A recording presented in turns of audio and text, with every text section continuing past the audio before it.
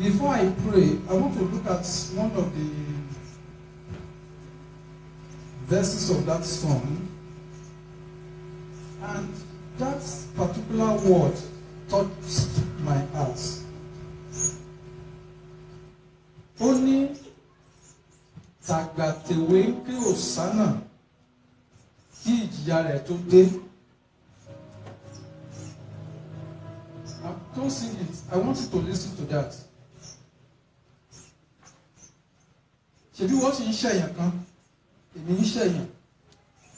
You may have a reason to say you don't want to see another person. Despite the fact that Christianity you cannot do that. But there is no justification for us to take a man that did not offend anyone and say we should kill him. It is a sign of ingratitude. It is a sign that the heart of man is evil. If we can do that to a man that did not offend you, how much more somebody that offended you? If you kill a man that did not offend you, what you do now to a man that offended you? Amen. Yes, that same man that we killed conspired to kill their own generation, not my own generation. Which their generation killed, he looked at them and said, Father, forgive them, for they know not what they do.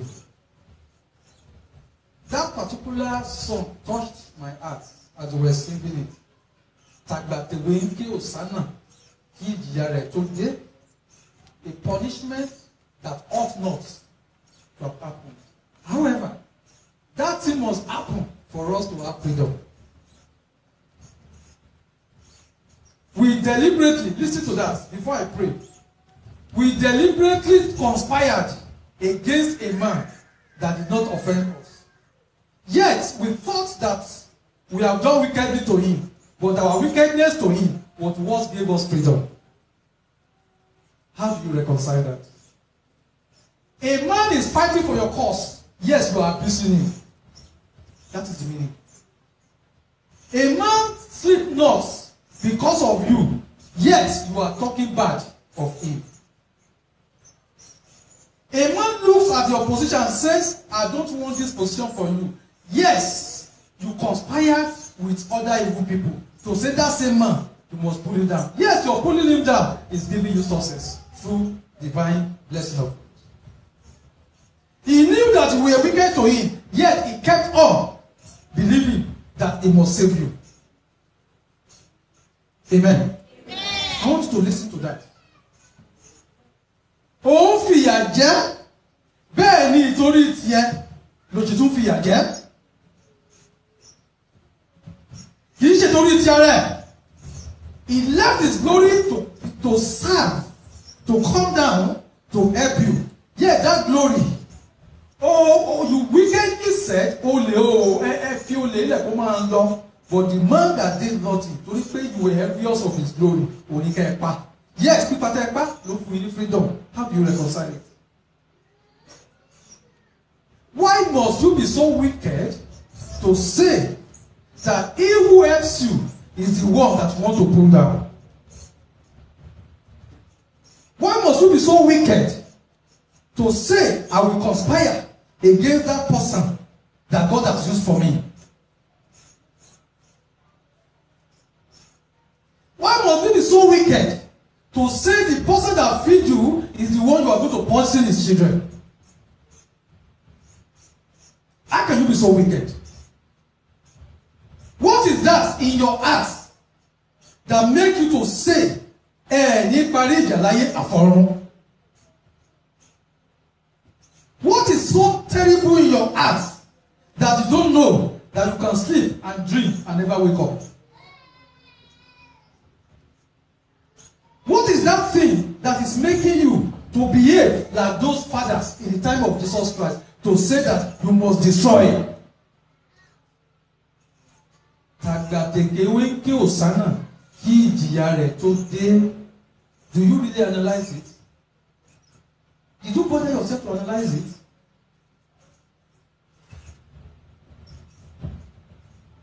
What could be in our hearts to say, I will wicked this person? What is so wicked? What is that evil in your heart that makes you to say, I must destroy this woman? What is that wickedness in you that will say this person will not succeed? What is that wickedness in you that will say the person that has been elevated is your enemy? What is that wickedness in you that you still come to pray after you have done wickedly to another person? What is that thing that you are carrying that because of the sake of the sacrifice of Christ, you cannot let go? What is that thing that your helpers are the ones who make your enemies? Yet those people that are not there for you, they are the one that you are discussing with. What are those things? What are those things? What evil will make man to be thinking like that? Kí ni nǹkan náà, kí ni èṣù náà tó lè mú ìyàmọ̀ ronú bẹ́yẹn? Kí ni nǹkan náà tó jẹ́ pé your master at home ni ìwọ tó jẹ́ servant tó lọ conspire pé ẹ máa bọ̀, come and eliminate him or her? What is that wickedness? Kí ni ẹ̀mí tí ń bẹ inú rẹ tó lágbára tó yẹ tó jẹ́ pé irú ìwà bí èṣù báyìí ní bẹ inú rẹ tó lè gbélẹ̀? Tàgbàtèwé kí Hosanna kí ìjìyà rẹ̀ tó dé. How could you be so wicked to say the landlord you are living in his house? Bó bá ṣe ń kúrò mẹ́ báyìí, ilé rẹ̀ ò ní rojú. What is that evil that could be in your mind? What is that evil in your mind? Kò sọ wípé ẹni tó ń ṣe lábẹ́rẹ́ kò lè gbèrè láyé. What is that evil in your heart? What is that evil? Kò rẹ́ni tó ń ga, kò ní àfọ̀bá rẹ̀ lẹ̀. What is that evil in your heart? Why are you desperately wicked like the Bible has said that you cannot change? Bó bímọ sáyé, bó bímọ sáyé, ṣé wàá wà nínú wò ẹsẹ̀ mẹ́fà péré? What will you be thinking in that grave? Àgbàtẹ̀wé kí Hosanna kí ìjìyà ẹ̀ tó dé. One of the reasons behind the Lenten period is for us to reevaluate ourselves and take away evil. Ẹ̀jẹ̀ ló mú mi dá ẹ̀ṣẹ̀. Why are you quick to share evil thing about another fellow human being on social media and not a good thing about him? Tó bá celebrate, oh, ní like ẹ̀. You won't, oh, ní pin like, wàá máa fojú wo, ó tó celebrate. But tó bá gbọ́ pé ó yàgbẹ́ síbi kan, wọ́n lọ kó ìgbẹ́ torí, wàá máa share fídíò ẹ̀ káàkiri. What is that wickedness that makes you to be thinking that it's only when evil happens to another man that you can rejoice? What is that evil? Kí ló fà á? Why are we so wicked that we cannot think that God will come like a thief in the night? Why are you so wicked to jẹ́ pé you conspire to lie against somebody? What is that evil? What is that evil tó wà nínú rẹ tó fi ìpè tí ò bá kúrò àti wàá ṣe máa gbà? What is that evil in your heart?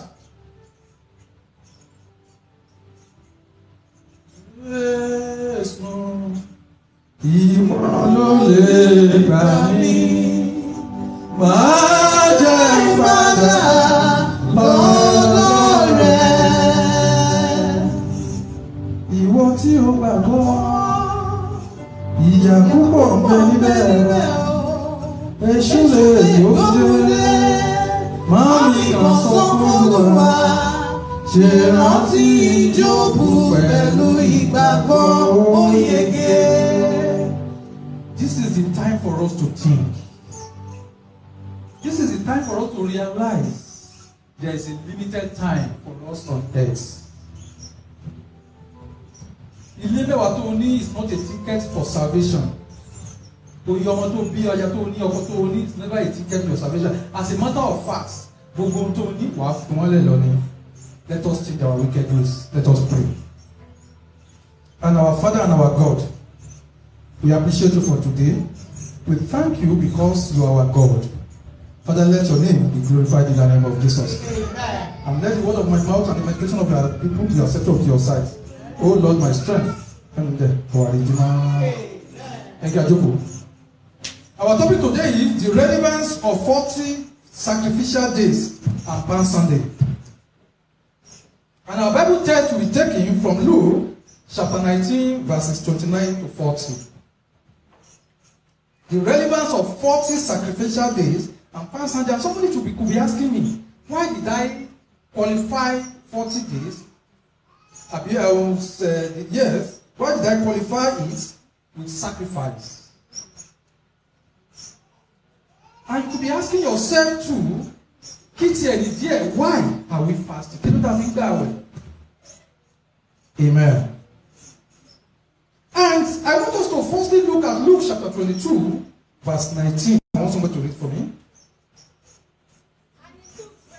He took bread and gave thanks. Yeah, broke it. And gave unto them, saying, This is my body. This is my body. Which is given for you. Yes. This do in remembrance of me. Do in remembrance of me. I want us to listen to this. Our 40 days lengthening or 40 days length is surely as a remembrance of how Christ fasted for 40 days and 40 nights. And we should not forget the song that says, I want to be like Jesus. So everything that Jesus Christ has practicalized is what we are expected to do, except one thing. Except one thing. You are not going to give your life for anybody in terms of death. Again, Christ has done that, but you must give back your life to Christ. I will explain in a minute to you. You cannot say now, I have come, I want to die, so that you can gain salvation. The only Lord that is ready, that has been made ready for our salvation is Christ Jesus. But you can die for the sake of the kingdom of God. There is nothing that will be too big. There will be nothing that will be heavy. There will be nothing that should, no matter how big it might look in your eyes, that will be too much to sacrifice for Christ and for human being. Honestly speaking, the meaning of love is not that I love you by saying it, is to the extent at which I can go because of your cause. Amen. We have seen, and we are not talking about the husband, the love between the husband and wife, because we have seen situations where the husband murdered the wife. We have seen the situation where the wife murdered the husband. And we have seen the situation that the husband only acted nicely to the wife just because she gave him good children. But the meaning of sacrifice or love, so to say, is the level at which you can go to protect somebody. The level at which you can go to defend somebody. The level at which you can go to say, no, I will not allow evil to happen to this person. Amen. Amen. And that is why in these 40 days we made sacrifices. But that sacrifices, you may not understand it perfectly well until I explain certain things to you. Amen. Amen. 1 Corinthians chapter 11 verses 1 to 2. Be ye followers of me. Be ye followers of me. Even as I also am of Christ. As I'm also of Christ. That's Paul Apostle saying it. Now I praise you. I praise you. Brethren. Brethren.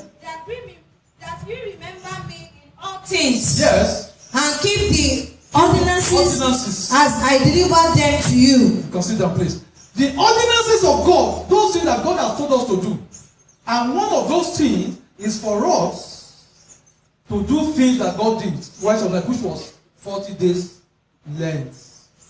That is fasting day and night, which was what we did, which has ended today. Amen. And there's something about that baffles me. Please listen to me this way. Christ, the Bible says, Bíbélì sọ pé Jésù ń gbààwẹ̀ fún ogójì ọ̀sán àti kíni o, ogójì òru. Ìyẹn gangan kọ́ ni problem tí mo ní. Amen. Ṣé mo pé from the analytical statements of so many theologians, àtàwọn tá a jẹ́ Christians, we always believe that after Jesus Christ fasted, kí ló ṣẹlẹ̀ sí? After to fast 40 days, kí ló ṣẹlẹ̀? He was tempted, abi? That was after 40 days and 49, isn't it? Ṣùgbọ́n ẹ wá wo Luke, kí ni Luke sọ fún yín? Luke 4, I think 1 to 3. And Jesus being full of the Holy Ghost, Jesus Christ being filled with the Holy Ghost, returned from Jordan, returned from Jordan. and was led by the Spirit. Please listen to that. He was led by the Spirit, which means, before you fast, who will lead you? Holy Spirit. Holy Spirit will lead you to fast, but I continue. Into the wilderness, Into the wilderness. being 40 days tempted of the devil. Woman, did you see what I'm saying? The temptation of Christ did not come only after he has fasted. The Bible says the 40 days that he fasted, Satan what did? Tempted him. So, gbogbo 40 days tó fi ń gbà àwẹ̀ gangan èṣù ń dánwò. Bíbélì ò kàn sọ irú àwọn ìdánwò tí èṣù fi ń dánwò ni. So, every single day of your fasting, Satan is there to do what? To tempt you. Are we listening to it? Àwọn tá a rí lẹ́yìn tó ti gba àwẹ̀ tán la rí. But the Bible says he was led by the Holy Spirit to the wilderness. Not just to fast, but that fasting is embedded in what? In the temptation of Satan. Every single minute, every single hour that you fast, Satan will tempt you. And I will tell you the reason why he must tempt you. So your fasting is not just for it. So the 40 days of fasting that we have observed, we have put ourselves in the presence of Satan to tempt us. After our síwájú Satan láti know láti tán wa wò. Why tàbí ṣe bẹ́ẹ̀? I will tell you. Amen. Then the first thing which I have said was that before you can fast, it must be by the Holy Spirit. The Holy Spirit must what? Must direct you. That is why pé ní ìgbà àwẹ̀, nobody just fast for no reason. Ó kàn wù mí kí n máa jẹun. Amen. Ó ṣe kí ni o? Tó bá wù ẹ́ kó máa jẹun, ó lè máa jẹun kí ó jẹ́ ó kàn wù mí kí n jẹun ṣá. Àwẹ̀ kó ló ń bà yẹn o. Ó kàn ń tọ́jú oúnjẹ tó yẹ kó jẹ ni. Owó tó yẹ kó ná, òun tọ́jú ẹ̀.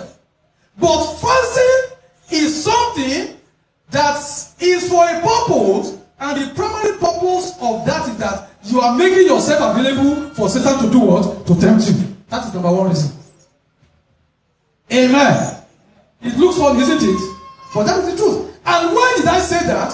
Without Satan tempting you, you cannot be able to measure your faith, the strength of your faith. Tí Sátánì ò bá dán ọ wò, ó lè mà bí ìgbàgbọ́ rẹ ṣe tó. Kí ni àwọn Sátánì fi dán ọ wò? Nínú ọ̀rọ̀ tó ń gbà, Sátánì máa dá ẹ wò wípé landlord yẹn ń pè ẹ́ ní ó pè báyìí pé owó ilé ti expire o, wàá sanwó, ó jẹ́ ń gbàwẹ̀ lọ́wọ́. Kí ni reaction ẹ at that time? Satan must tempt you when you are fasting. Bẹ́ẹ̀ ni o tó wá gbàwẹ̀ pé ọlọ́jọ́ jẹ́ ẹni owó landlord ṣe ni o jẹ́ ẹni san. The same landlord ń pè ẹ́ níbo ló wà nígbà tó rí fóònù ẹ̀ báyìí ẹ̀rù ti ń bẹ̀ torí pé òun landlord ẹ̀ ń pè ó tẹ̀ ń gbẹ̀ lọ́wọ́ nígbà tó máa gbé yes. Ọ̀sákùnrin lé àbí wáyé kíní kan ní ìtẹ̀wá sọ nígbà tó bá parí tán ó tẹ̀ ń gbàwẹ̀ ní ló tẹ̀ ń ṣe máa ní landlord ló ṣì í ó tẹ̀ ń gbàwẹ̀. Satan will tempt you. So you must be prepared. When you want to fast, you want to put yourself for Satan to do what? To tempt you. Amen. Amen. Now, for that fasting, not only that Satan will tempt you, but it is to strengthen our spiritual level. Every time you fast, is to strengthen your spiritual level. Amen. Amen. Every time. Listen to this, every time that you eat without fasting is to increase your flesh. You are not eating to increase your soul. Your soul is your soul. Your spirit is your spirit. But anytime you eat, what are you satisfying? Ara don't satisfy. Àwọn mi ń dán. Anytime you use cream, it's not for your soul. Kí ló ń lò fún? Ara ni. Anytime you do pomade on your face, kí ló ń lò fún? Ara ni. Kì í ṣe soul and spirit. Soul and spirit will not change based on what you are applying on your body or what you do. The only thing that will make them to increase is fasting. Amen. Hello? So you now realize that gbogbo oúnjẹ tó ń jẹ owó fi enhance body ẹni. Aṣọ tó ń wọ̀ ó fi enhance body ẹni. Ṣé tó rà sọ́rùn ó fi enhance body ẹni. Oúnjẹ bí sábẹ́ tó lọ ó fi enhance body ẹni. The only thing that enhances your soul and your spirit is fasting. Amen. How you listen to me? Now, number next. The reason why you fast for that 40 days is to seek open doors for your desires. To seek open doors for your desires. Ẹnikẹ́ni tó bá wá nǹkan tó bá fi ara ẹ̀ sínú àwẹ̀ nǹkan yẹn tètè máa ṣe kí ni o ó ń tẹ̀ lọ́wọ́ nítorí pé you are fasting to keep your heart away from distractions and concentrate on that man who is able to grant you what you want. Nígbà kan tó bá wá nǹkan, have you tried God? Kì í ṣe lórí eré àbí lórí báwo àbí báwo ni. It is something you have to do as an individual. Let the Spirit lead you. Amen. Just say, God, I want this thing from you. Listen to this. I go to the answer. And you women can do it. Amen. You men or women can do it. And I said, God, if you can give me a child, I will dedicate that child for you. Apparently, do you know what he has done? He has told God practically that I wanted you to give me a child that will be a priest in your presence. And the lineage of priesthood is the Levites. Are you with me? So, bó ṣe ń gbàdúrà pé owó jà fún mi, ìjà kí n fún ẹ. He was tactically telling God, ọmọ tó fẹ́ fún mi, mo fẹ́ kó di priest. Mo fẹ́ kó di wòlíì. Kò request fún wòlíì, but ó ní Ọlọ́run fún mi, màá fún ẹ. There are times in number you can say, God, I want you to give me a husband that will make me to serve you. It's a request. You are not doing it for your selfish interest, but you are saying that, God, I want to serve you, but I don't want anybody to stop me from serving you. It's a request. You can fast on that. Amen. You can just say, God, please give me a wife that will understand God with me. It's a prayer. You fast into it, you go into prayers, Satan will tempt you, but I can tell you, if the purpose is for the purpose of God, yet you are want to be the beneficiary, God will always grant your request. Try it. If you throw away all kinds of beauty, can throw away all kinds of handsomeness, throw away all kinds of things that will make God and tell God, I want you to give me somebody that I will be happy for the rest of my life, and I will not go against you. God will grant you if you can fast. Amen. What am I saying? Every desires of ours require fasting. Remember what I said. That fasting will bring temptation from Satan. But since you allow the Holy Spirit to lead you, you will overcome Satan. And don't forget that Satan also tempted Christ after he has tested you for 40 days and 40 nights. So Satan will continue to do what? To tempt you. That is why you must remain steadfast in Christ. Amen. Now, another one that is very, very critical. To seek forgiveness from God, do you know that you will require fasting? Amen. To seek forgiveness from God, you require what? Fasting.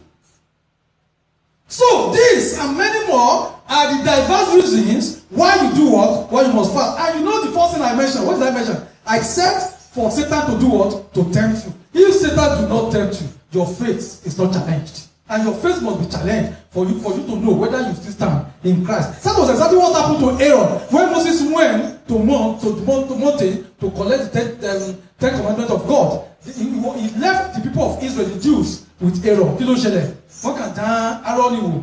ṣé máa bọ̀ wá gbọ́dọ̀ fún wa títí pàtí Mósè yìí o àti ẹ̀mọ́ tó ṣe. Aaron fell for them. So his faith was tested. At every single point in time when you fast, you are inviting Satan to tempt you. Note it. Amen. And it is not something you can run away from to be a good Christian, because Satan must do what? Must tempt you for you to be able to weigh the level of your faith. The incident I said happened yesterday was actually another thing that tested one's faith. What will you do if somebody attack you? What will you do if somebody malign you? What will you do if somebody deny you what's you're supposed to have? What will you do if somebody make mockery of you? What will you do if somebody conspire against you? Are you going to retaliate temptation of your faith? Notice. You must not repay evil with evil. Yet when you are fasting, evil people will come. Satan will tempt you. You must not give them back in the way they give it to you. Amen. Amen. And what did Matthew chapter 17 verse 21 says? And Mark chapter 9 verse 29. For you to now see the summary of the reason why you must fast. Matthew 17:21. How did this guy do it not? Gbogbo nǹkan wọ̀nyí ò lè ṣeé ṣe. Do it not out, but by prayer and fasting. Ṣùgbọ́n bí kò ṣe nípa àdúrà àti kíni o àti àwẹ̀. Máa gbàdúrà. Ẹ̀mí gbẹ̀gbẹ́nu rẹ̀ fún gbogbo àìní rẹ̀ ìgbà gbogbo. Every time fast and pray for your desires. Ohun tí ẹ rí tó tóbi lójú yín kò tóbi. Why? Tí o fi tóbi, you are making it to look big because you are looking at your own time and not God's time. Number two, you are not realizing that the fasting is actually for Satan to tempt you. You are not realizing that fasting is for the purpose of those things that you want. God will give to you if you really fast in the way you're supposed to fast. Mark 9:29. He said unto them, àwọn nǹkan wọ̀nyí ò lè wá sí ìmúṣẹ. But by prayer and Bí kò fasting. ṣe nípa àwẹ̀ àti àdúrà. Amen. Now, I want to talk about something. Christ that we are trying to emulate in this contemporary world, he represented one thing. Or he represents one thing. Let me put it as a continuous statement. He represents one thing. What is that thing? He sacrificed. Somebody say Christ sacrificed. And I'm seeing some people that are not writing, they are not carrying their Bible, they are not doing anything. Yet, you don't know that there are times in number that divine words will just come out. Not even what you think you can find in any literature. Christ represents sacrifice. And what is that sacrifice?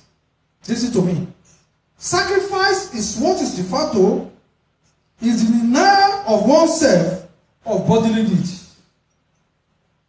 Ohun tó jẹ́ tó need tó fẹ́ o fẹ́ fún ara rẹ òun fẹ́ lómi you are sacrificing.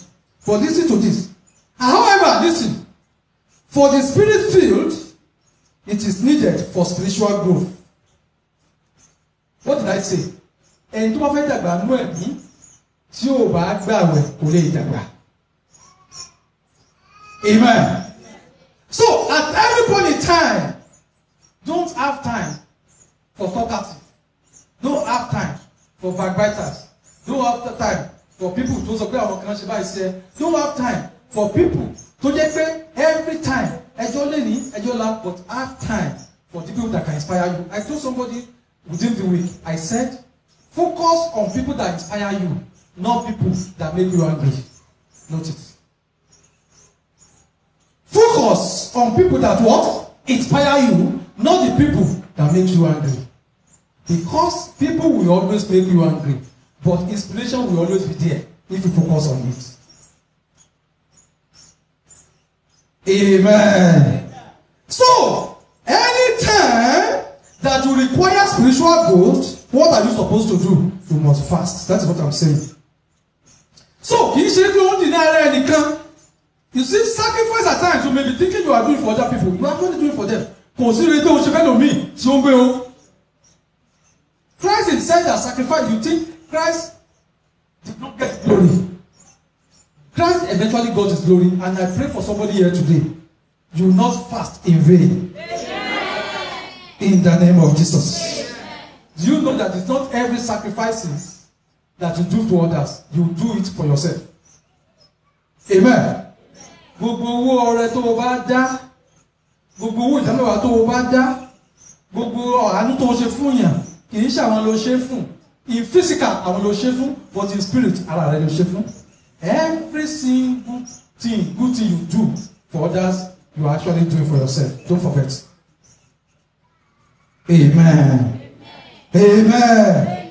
So you realize that you have made a mistake by not being dutiful in the 40 days length. You realize that you have denied yourself a lot of things by not being present during the Lenten period. You have realized that you have made what your body needs to deny yourself what your soul and your spirit need. And yet, flesh will go, spirit and soul will remain. That is why satisfy more spirit and soul and less of your flesh. Because the need of your flesh, if you carry it in totality, you miss salvation. Amen. Gbogbo tí ara bá ní tí a bá fún a sọ ìjọba ọ̀run nù. Because flesh will also be what? With flesh. Àwọn ọmọ tá à ń rí tí wọ́n dàbẹ̀ pé wọ́n ní kò aṣọ kọ̀ yẹn. Ṣé ẹ rò pé wọ́n máa lose ìjọba ọ̀run ni? The way their body is only determinant for their salvation. Amen. How is it to me? Salvation has nothing to do with I am beautiful. It has nothing to do with I am the most handsome person. It has nothing to do with all those things. It has a lot to do with how you place your soul and your spirit. Ẹ̀mí ọ̀run gbàdúrà wá gbé ìròyìn sọ̀kalẹ̀ pẹ́ lágbára rẹ̀ wá ẹ̀mí mímọ́. Please write this down.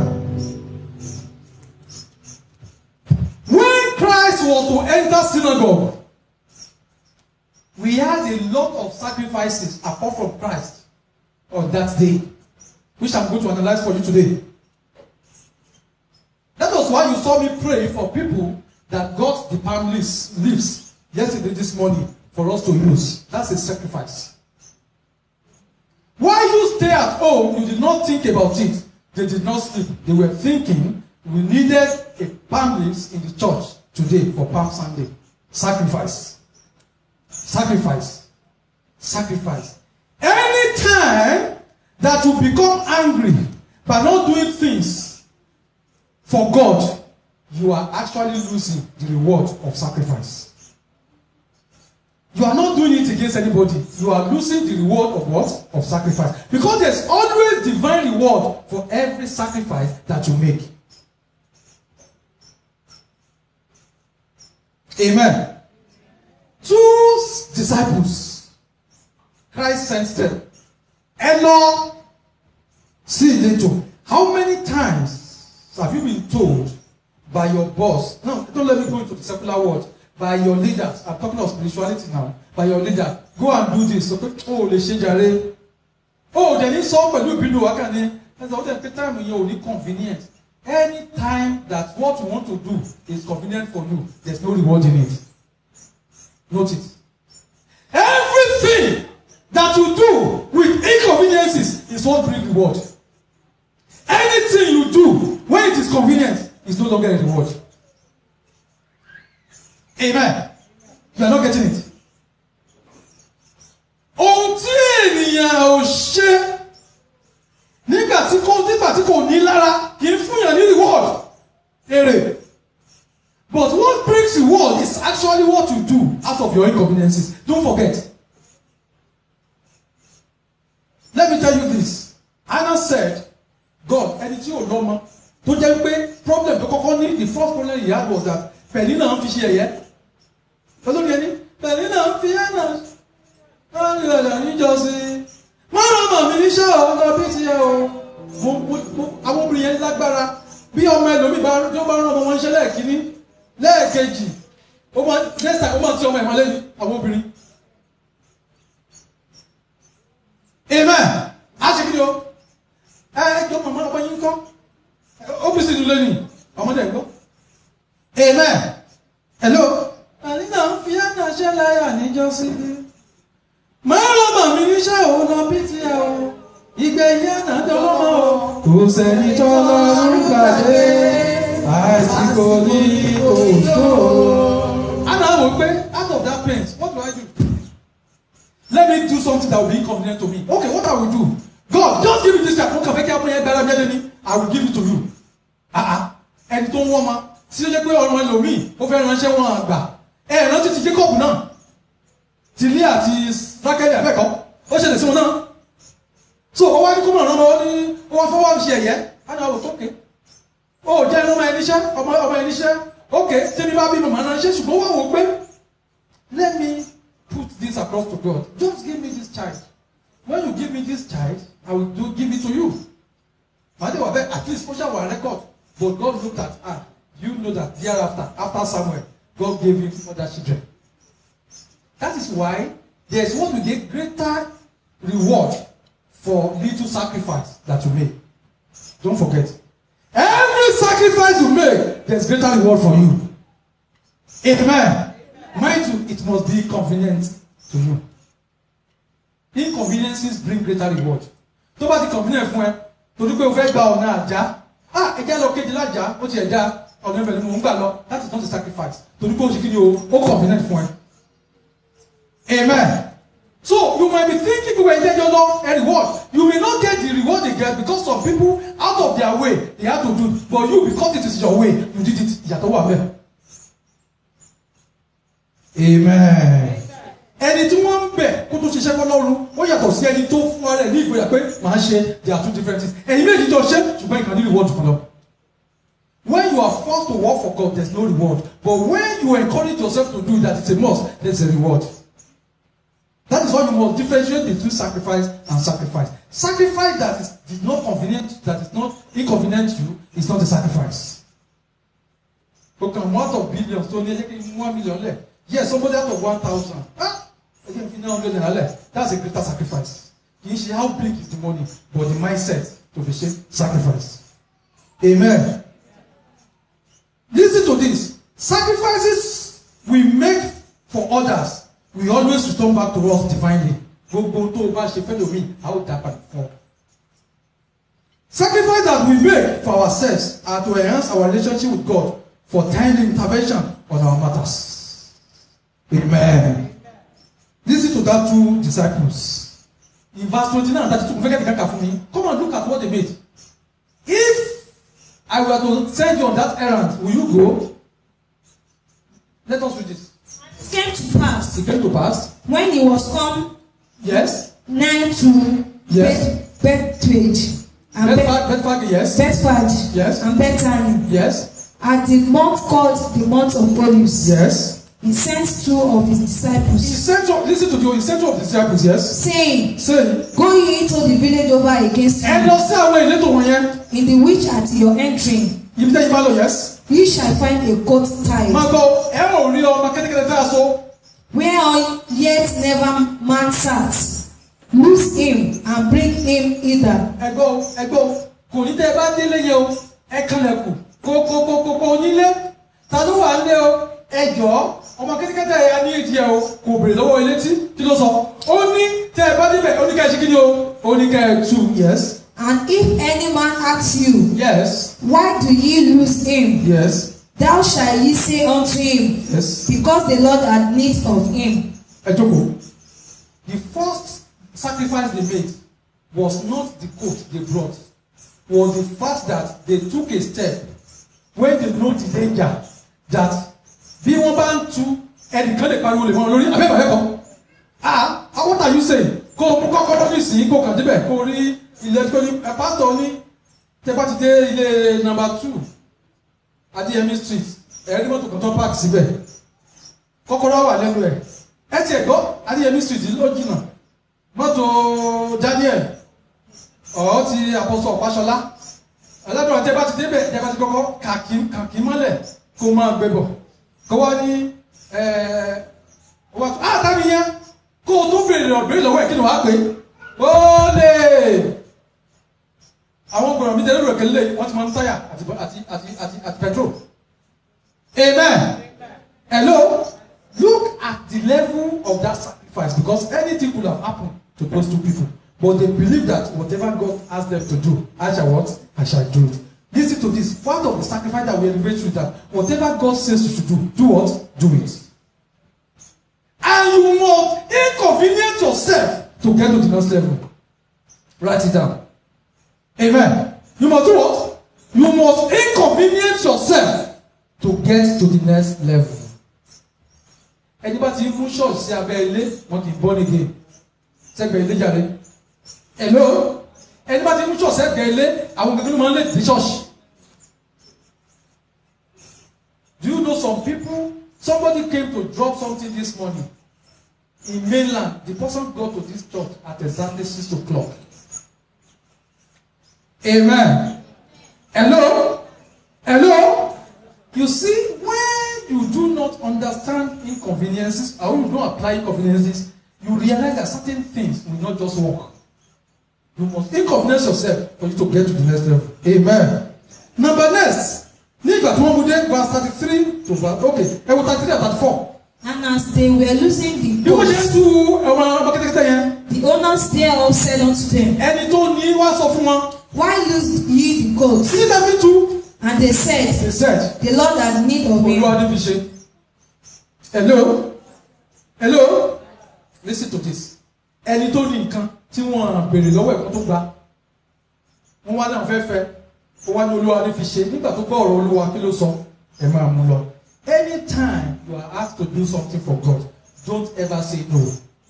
That no may cause you the next level that God is taking you. Amen. It may look funny, but there is no spiritual growth without practical or practice. You must do it in action. Don't look at Jesus Christ. At that time, most of you as the beneficiary. Look at that you are sacrificing something for the sake of the gospel. Any single thing you sacrifice, there's a reward for you. The owner sacrificed, disciples sacrificed, who else sacrificed? Hello, latter parts. Those people that we are spreading Ashomon, their garment, their everything, they were spreading it on the floor. What happens to them? Amen.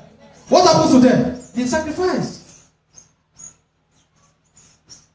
They did what? They sacrificed. How many times have you sacrificed at that level? How many times have you? Are you not looking at Jesus Christ as an individual at that time? Now looking at your leader or your pastor or your archbishop to be saying that you know the sacrifice everybody carry. Have you not found yourself in that level? Have you not looked at it from personal perspective? But are you actually looking at it to know that it is actually you that will get reward for what you think you are doing for your church? Do you actually think that you are getting the reward for what you are doing for choir or anybody? Have you ever thought that there's nothing you do out of inconveniences that will go without being rewarded? Have you ever thought of it? Have you lifted your faith to that level? Amen. Hello? You must live to sell yourself to that level at which you can say, okay, I want to sweep the church. I want to move my church in it. I want to do this. I want to do that. Have you ever put yourself in that situation? Are you not finding yourself in a position of comfort? When you put yourself in a position of comfort, there's no reward. Any time you put yourself in comfort, there's no reward. There's no reward. As a matter of fact, something must go out of you before you can get reward in the spiritual realm. Amen. Something must do what? Must go out of you before you can get reward in the divine reward, in the divine realm. May God be with us in the name of Jesus. Now looking at the Pharisees, if you told me to I pray that anybody amongst us here today, including me, that still belongs to the Pharisees, God will send us away today in the name of Jesus. Ǹjẹ́ màá tó pè ní Pharisee? Àwọn Pharisee ni àwọn tó jẹ́ pé they will always be finding faults. There is nobody that will walk in the house of God one find fault, China. There are people that no matter the sermon, no matter the message, their heart will always be down. And the same thing, despite when those people were shouting Hosanna to the King of Kings, they now had the audacity one of Jesus. In verse 39 to 40. Yes. And some of the Pharisees from among the multitude, yes, said unto him, Master, yes, rebuke thy disciples. Because in 37-38 they were shouting, one sing, Hosanna sọmọ Dáfídì, Hosanna ẹ̀kọrin, olùkúlẹ̀ túbọ̀ lórúkọ Olúwa. Nígbà tí wọ́n gbọ́, instead of rejoicing, listen to this. Anytime you are envious or you jealous those that are bringing the glory of God up, your glory is going down. Anytime you try to pull down the glory of God, which you can never even achieve anyway, your glory will go down 10 times. Anytime that you send stones into the house of God, 10,000 stones will be thrown into your own life. Amen. So, the Pharisees, that is why the Pharisees remain the Pharisees. They will never grow. They now said, and he answered and said unto them, I tell you that, yes, if this should hold their peace, yes, the stones would immediately cry out. I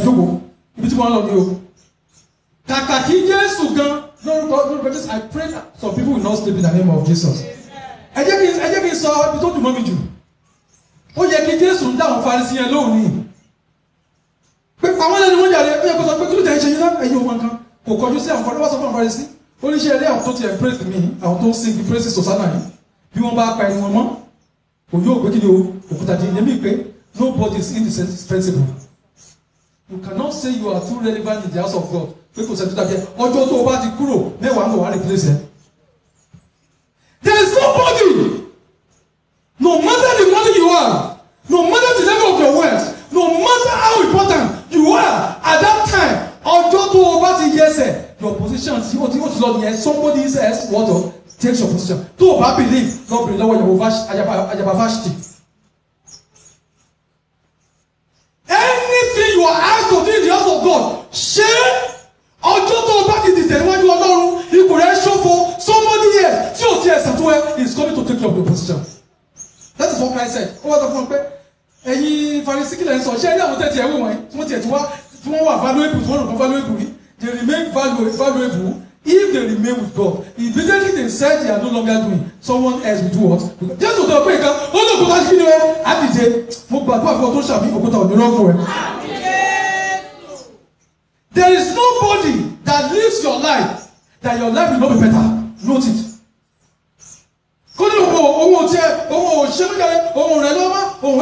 God will send an helper to you. Nobody. Àfi tí o bá sí omi àti ẹ̀jẹ̀ lára ẹni náà, ẹni tó lè sùn lọ́dọ̀ kó mọ̀ ìdílé ni. How many people ló kú tẹ́lẹ̀ kan bá kú? You are only relevant. That is why when you are helping people, be glad to help, because if you do not help, someone else will rise up and do what? Help. And that does not mean what one help kó sọ pé fún ọ̀bá náà lọ́wọ́ ẹ̀lòmíì náà lọ́wọ́ o ti ṣẹlẹ̀ sọ́mọ̀ yẹn. It is not for you to say it. It is for God to say it. Hello? Because at times we refuse to show gratitude for those that help us. Ẹ tó bá ti ẹ̀rọ mi ẹ̀lòmíì àwọn àtàlẹ́ ẹ̀lòmíì ìwọ lọ́lọ́run. Yes, you that is helping people. Ọ̀pọ̀ pé káwọn tó fẹ́ gbẹ̀gbẹ̀ àti ìwọ mẹ́wàá in fact á tún bẹ́tà jù ẹ lọ lọ́nà kan. Amen. Ó ṣe pàtàkó pa you are clapping pa in fact tó bá clap gan o wá ní o jẹ clap lẹ́nu jáde Ọlọ́run á jẹ́ àwọn tó máa clap pa ọjọ́ wá tiẹ̀. In fact let me tell you anytime you misbehave God replaces you. Àwa mú ẹni tí ò dáa tó ẹ to perform better than you then you be in shame eternal shame. You cannot hold God to ransom. Amen. Amen. Blessed is the King who comes in the name of the Lord.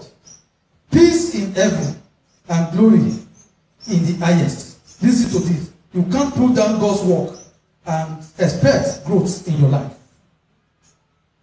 And that's why we will just say one or two things about our mother that died 7 years ago. One thing I learned about her, which I want all of us to emulate very well, is our life for peace. All through the time I knew the mother, I have never seen her for one day force anybody. Even when you wrong her, she will just be laughing. When instead of, in fact, there are times you say that this woman, like she hated you, but the truth is not. So there's no day, there's nothing you do, she will still apologize to you. And to me, Christ came to bring us peace. And that is why I want to tell all of us today to invite peace. There's no gain, there's no reward when you fight people. There's no reward when you backbite. There's no reward when you're always making trouble. There's no reward. As a matter of fact, you'll be growing older than your age. Honestly, ṣe ni bí ìkà pọ̀ jù. Oh, ní láyé tara ẹ̀ o, let me tell you. Gbogbo àwọn tó ṣe Jésù, tí wọ́n ṣe Jésù pa, tí wọ́n láyé tara wọn ni. Anybody that has time to do evil to you, one thing will lose in that person's life. That person will not have time for herself or himself. Èèyàn kì í ṣe nǹkan méjì papọ̀. You can't do evil and good at the same time.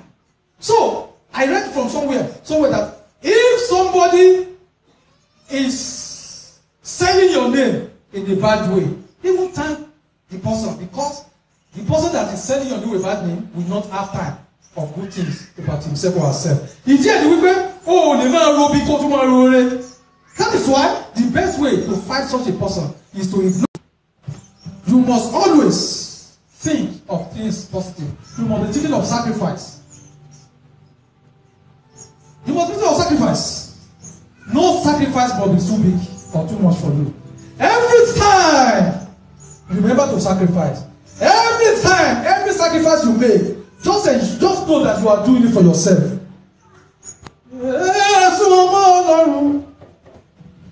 Ìwọ lèmi máa ní o, ayé fẹ́ mọ èdìdì agbára rẹ̀. Jésù bàbá o, Jésù ọmọ Ọlọ́run o, agbára rẹ̀ mi. Ìwọ lèmi máa ní o, bàbá.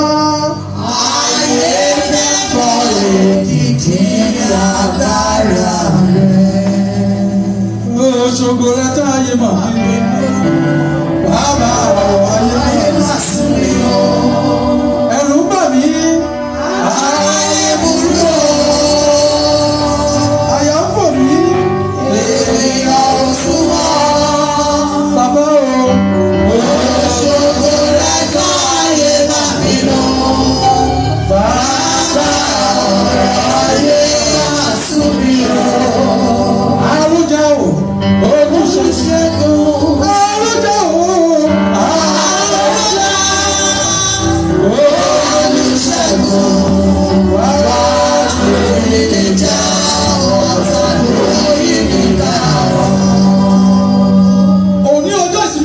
I pray for all of you that are lacking one thing or the other.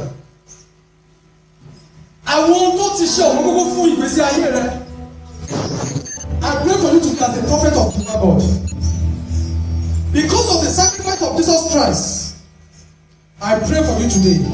That thing that has alluded to ohun tó ti sá fún ọtí ọdún pẹ́ tó lè dá fún òun rẹ. Lórúkọ Jésù Olúwa yóò dábàrà fún ọ. By this time next year you shall give testimony. Amen. By this time next year you shall give testimony. Amen. Lórí iṣẹ́ lórí ọmọ lórí ọkọ lórí aya. By this time next year you shall give testimony. Amen. Everybody that has loved you shall celebrate you. Amen. In the name of Jesus. Amen. Like Jesus ọlọ́run bàbá ọlọ́run ọmọ ọlọ́run ẹ̀mí mọ́ ìtọ́lọ́gbìn ẹ̀fún láyé àti láyé láyé. Àmín.